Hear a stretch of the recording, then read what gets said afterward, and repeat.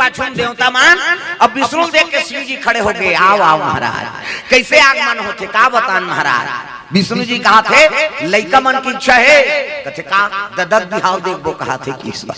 लइका मन की इच्छा है महाराज ददक बिहाव पुटांग गोठे नहीं कते लइका मन अपन दई ददक बिहाव देखते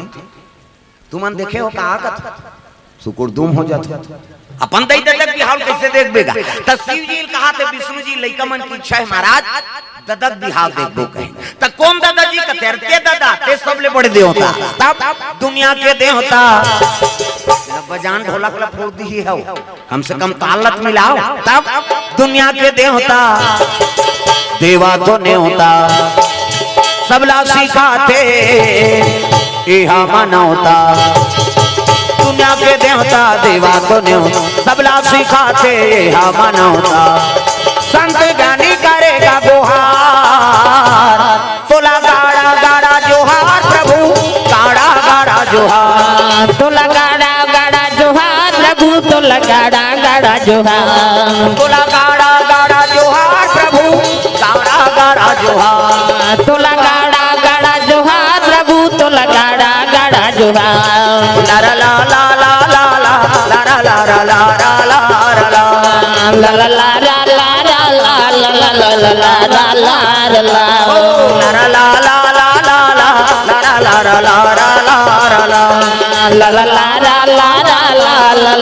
ला ला ला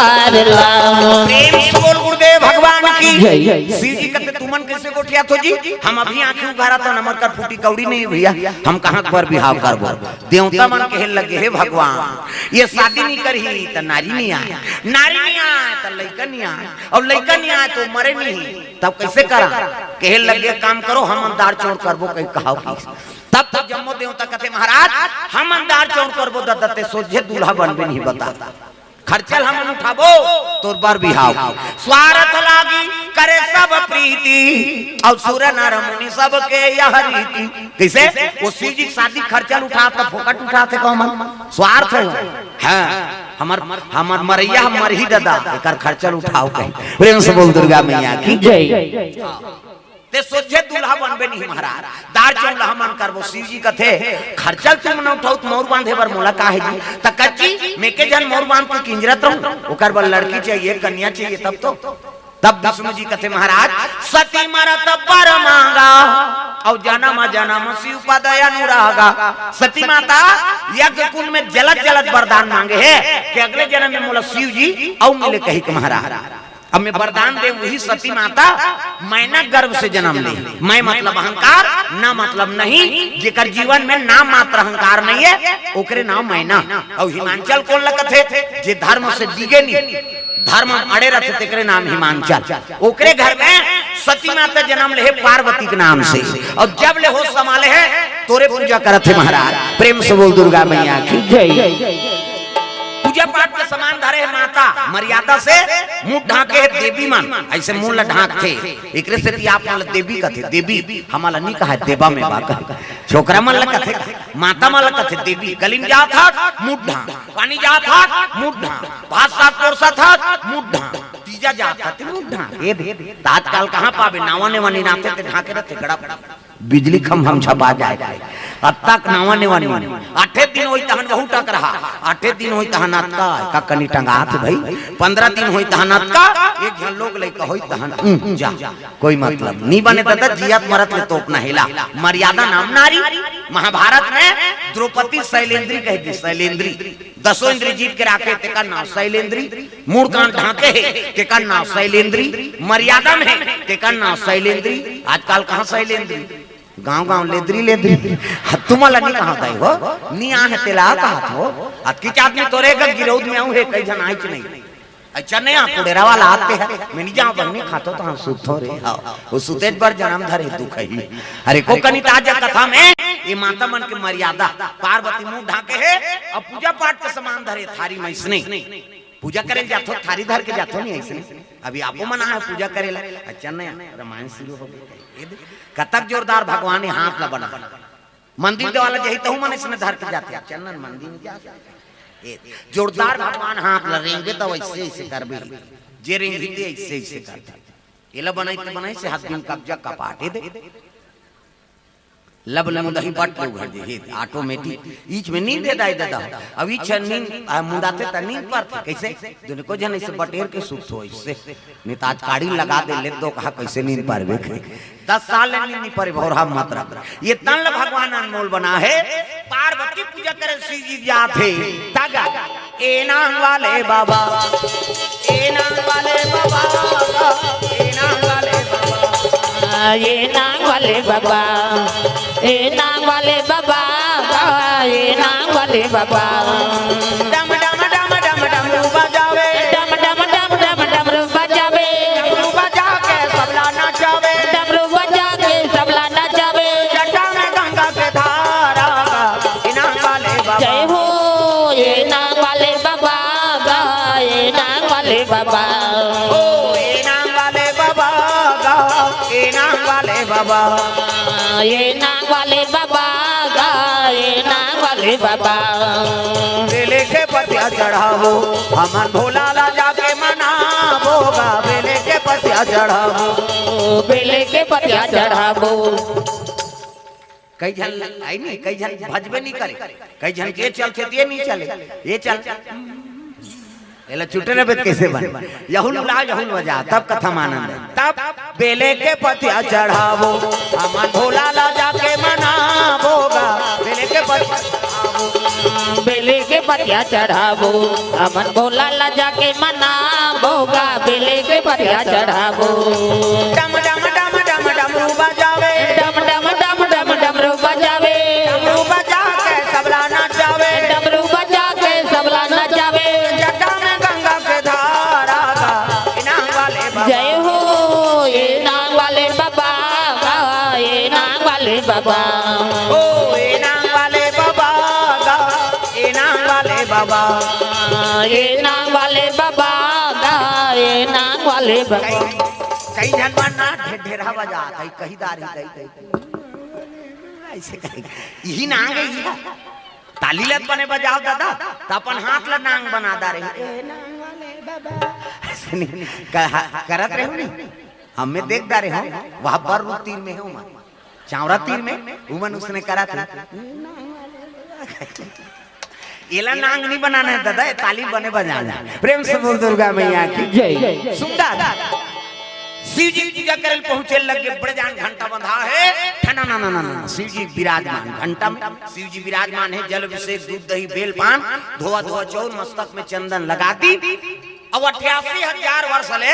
शिव जी पावर तपस्या करी पार्वती एको कनी उपासना है 88,000 और काला खा के बेल पान ला प्रेम से बोल दुर्गा मैया की जय अर्पण की और बेल पान ला खा के उपासना करे है एकरे से तो का नाम अर्पणा प्रेम से बोल अर्पणा मैया की जय आजकल हमन उपास रबो व्यवस्था करवा था है नहीं हां एक दिन उपास रबो काली उपासना है ना तो आज कह केरा ना आनबेगा हम काली उपास रब तो उपास तक केरा से तो काल लेना देना है कथा दूध ला चाय मत बनाऊं हम सब पीबो कैसे उपास ला दूध और केरा का मतलब है तो हमर छत्तीसगढ़ी में एक ठन कहावत है काबल लाग था रे उपास धासते हैं तो उपास से समझ आते धास का है कथा वो तो धासे है सेव केरल दुख है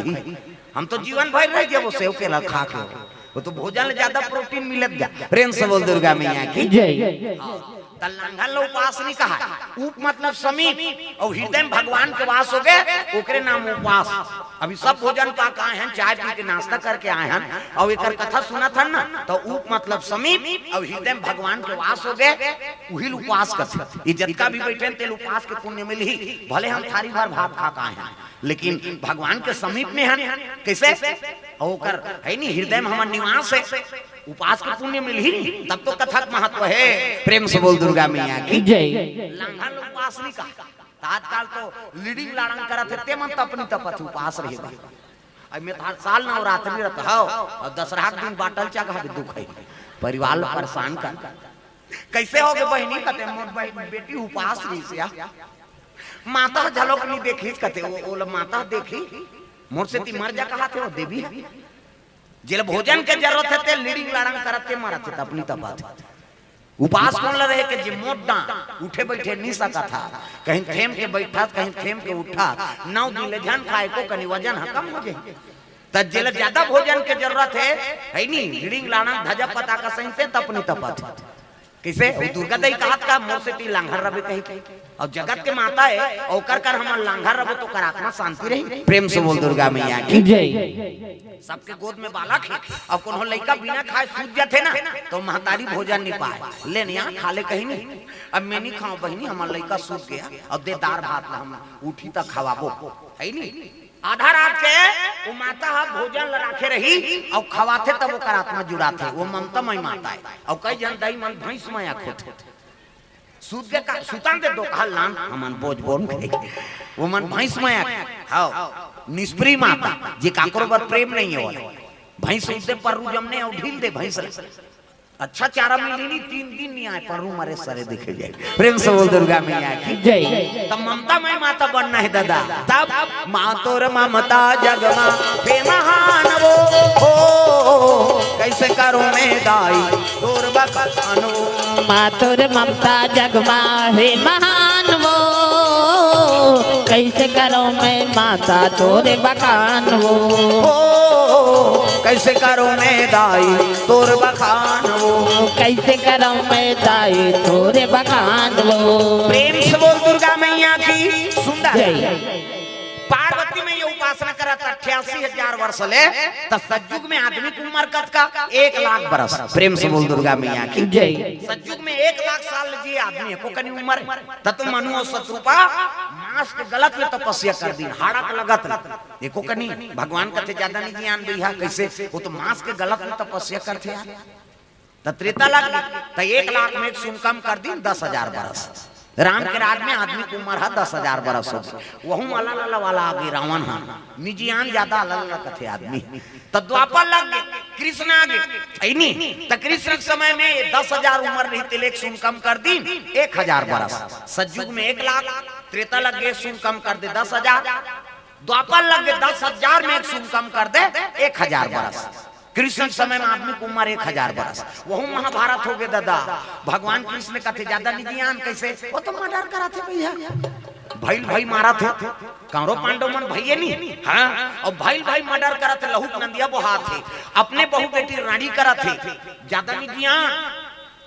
कलयुग आ गया और कलयुग आई तब 1,000 में सुन कम कर दी 100 बरस। अभी हम जिया तंत्र में आदमी की उम्र 100 बरस है और यहूं तपनी तपे सही करबो नहीं ते कोठन जीव गौ निकाले भगवान हमर कर व्हाट्सएप करे तब जाना था जगह जगह जा थोड़े बता दो कहीं है नहीं तपनी तपे सही करबे एक सुन कम कर दी 100 साल में एक सुन कम कर दे 10 साल ले दे 5वीं पास हो और मर तमाशा 10 साल में का करता कई जन तो पहली दूसरी में रट जाए कैसे आगे रे कतो तो कोरोना छपा के का काला रवि। प्रेम से बोल दुर्गा मैया की जय। तरौती भर जीना है ना तो सतमार्गम रहो हाँ ये कोरोना सब आते का ये तो संकेत है सतमार्गम रहो तब बाँचो। प्रेम से बोल दुर्गा मैया की जय। तेला पावे तेला खावे तोर बबल बाँच ऐसे वो बीमारी चीन ले आए कते चीन वो मन होल नहीं चीन हिंदो कहा टेटका घिरिया सांप डेड़ू सब लखई ते मानवा धुन कहीं आ तब मर कोरोना है नहीं सब लखोड़ार दिस माटी देवा जगह नहीं पुलिस कथे कैसे कम से कम हमार भारतवर्ष में कथा होते भागवत होते वेद पुराण सब बखान होते कम से कम चेताने वाला है विदेश में कौन काला चेता लेडीज एंड जेंटलमैन कथे हो दो कहा माता माला लेडीज कही वो माता माता कहीं नहीं कहा सीधा लेडीज से बात है लेडीज और जेंटलमैन आओ और अमेरिका में एक ठन बिहाव का था तो जीवन भर में 40 ठन बिहाव कर ले फिर ये कथे भाई जीवन एक जन दो जन शादी करत नहीं ते माला कथो में ते अमेरिका में चल दे मरत में बिहाव कर बे 1000 उधार। प्रेम से बोल दुर्गा मैया की जय।